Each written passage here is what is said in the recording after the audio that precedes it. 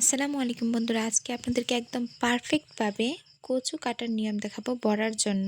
একবার দেখলেই যেন শিখতে পারেন ইনশাআল্লাহ। বন্ধুরা দেখেন, আমি এরকমভাবে কচু কাটে নেব। ঠিক এরকম মোটা সাইজ এরকমভাবে ঠিক কেটে নেবেন।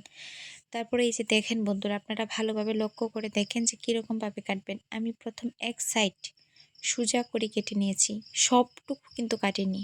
হাফ হাফ হাফের থেকেও বেশি এক সাইড কেটে নিয়েছি সোজা করে।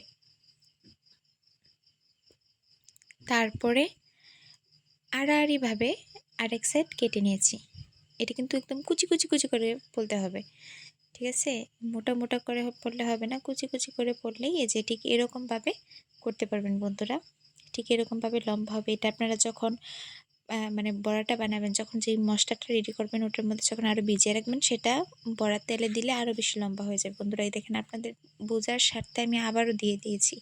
ঠিক প্রথমে সোজাসুজি মানে একদম সোজাভাবে কাটবেন।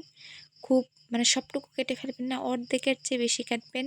আরেক সাইড আড়াআড়িভাবে কাটবেন। এটা আপনারা ১-২ বার চেষ্টা করলেই পারবেন বন্ধুরা, ইনশাআল্লাহ পারবেন।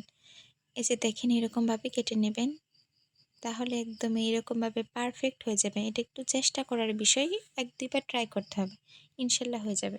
প্লিজ সাবস্ক্রাইব বন্ধুরা।